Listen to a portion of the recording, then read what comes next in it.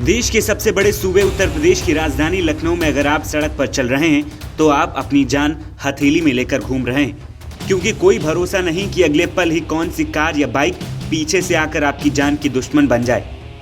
कहने को तो उत्तर प्रदेश की राजधानी है, लेकिन ट्रैफिक पुलिस न उन रईसजादों पर नकेल कस पा रही है जो सुनसान सड़क समझकर अपने आप को माइकल शूमाकर से कम नहीं समझते और कार और बाइक को ऐसे भगाते हैं मानो उन्हें डायरेक्ट मून पर लैंडिंग करनी हो। और ना ही ट्रैफिक पुलिस हर रोज जानलेवा सड़क हादसों को रोक पा रही है। इसके कई उदाहरण हैं, आए दिन आपको दिख जाते हैं, लेकिन इस मासूम को देखिए जो अपनी माँ की आंख का इकलौता तारा था, लेकिन रईसजादों की सनक ने इसे माँ की आंखों से ओझल कर दिया। 21 नवंबर मंगलवार सुबह 5 बजे जनेश्वर मिश्र पार्क के पास एएसपी श्वेता श्रीवास्तव की आंखों का तारा पलक झपकते ही उनकी आंखों से दूर हो गया। एएसपी अपने बेटे नामिश को कोच के साथ स्केटिंग का अभ्यास करवाने लाई थी। जब G20 मार्ग पर श्वेता सड़क के दूसरी तरफ थी, तभी शहीद पथ की ओर से आ रही तेज रफ्तार महिंद्रा XUV 700 ने नामिश को जोरदार टक्कर मार दी। ये टक्कर इतनी जोरदार थी कि नामिश बुरी तरीके से घायल हुआ और जब उसे अस्पताल ले जाया गया तो डॉक्टरों ने उसे मृत घोषित कर दिया। ये वही कार है जो सड़क पर एक मासूम के लिए मौत बनकर दौड़ी। इस कार को चलाने वाले आरोपी सार्थक सिंह और देवश्री वर्मा को पुलिस ने गिरफ्तार कर लिया है। उन पर गैर इरादतन हत्या की धारा में FIR दर्ज की गई। हादसे के वक्त SUV सार्थक चला रहा था।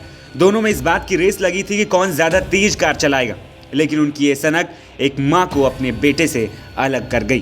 तो मुख्य रूप से लखनऊ पुलिस में जहाँ जहाँ ऐसे रास्ते हैं जहाँ पर ट्रैफिक का लोड कम रहता है, जिस वजह से गाड़ियाँ तेज़ रफ्तार में चलती हैं, जैसे लोहिया पथ है या ताज होटल से जनेश्वर मिश्रा पार्क की तरफ जाने वाला मार्ग है या G20 है रोड है, इन सब मार्गों पर हम लोग जिगजैग बैरियर लगाते हैं जो परमानेंट बैरियर रहेंगे, ताकि यहाँ पे गाड़ियों की स्पीड एक लिमिटेड वे में रह सके। ये हम अभी ये परमानेंट करने जा रहे हैं। साथ ही में जो तेज़ रफ्तार में गाड़ियाँ चलाते हैं उनकी गिरफ्तारी या उनकी गाड़ियों की सीज करने के लिए जिस समय विशेषकर से कार्यक्रम सुबह के समय होता है, तो उस समय विशेष टीमें गठित करके ऐसी गाड़ियों के खिलाफ कार्रवाई करेंगे। और साथ ही जो लोग साइलेंसर लगा करके गाड़ियाँ चलाते हैं उनके लिए भी हम लोग विशेष अभियान चलाएंगे और उन सभी गाड़ियों को जिनमें साइलेंसर से हालत ज़्यादा आवाज़ आती है तो उन गाड़ियों को भी सीज करेंगे। आखिरी सवाल सर, क्या जो आरोपी है सार्थक सिंह, इसके पिता ने पहचान छुपाने की कोशिश की, गाड़ी छुपाने की कोशिश की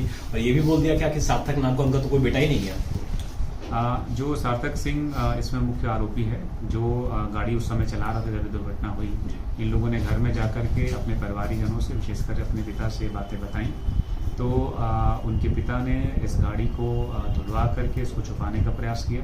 उसके बाद अभियुक्तों को भगाने में मदद करी। इसी कारण से उनके पिता सार्थक सिंह के पिता रविंद्र सिंह के खिलाफ भी 201 के अंतर्गत हमने कार्रवाई की है। और यदि इस प्रकार के साक्ष्य चाहते हैं जो कि इस घटना में किसी अन्य की भी दुष्प्रेरणा थी या फिर किसी अन्य की लापरवाही की वजह से घटना हुई है, तो उसके खिलाफ भी ठीक। ऐसे तो आए दिन लखनऊ की सड़कों पर रोज तेज रफ्तार के कहर से लोग अपनों को खो देते हैं, लेकिन इस बार मामला हाई प्रोफाइल था तो लगा कि पुलिस इसको गंभीरता से लेगी और हादसों पर लगाम लगाने का प्रयास करेगी। DCP नॉर्थ आशीष श्रीवास्तव ने दावा भी किया था कि हम उन सड़कों पर जहां ट्रैफिक कम रहता है बैरिकेड्स लगाएंगे, तेज रफ्तार गाड़ियों को सीज करेंगे। लेकिन जब हमने हादसे के एक दिन बाद ही इसकी पड़ताल की तो दावे खोखले निकले।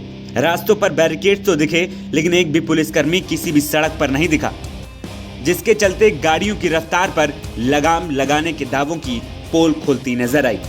देखने वाली बात यह होगी कि आखिर कब तक इस तरह किसी और की गलतियों और लापरवाहियों का खामियाजा आम इंसान को भुगतना पड़ेगा।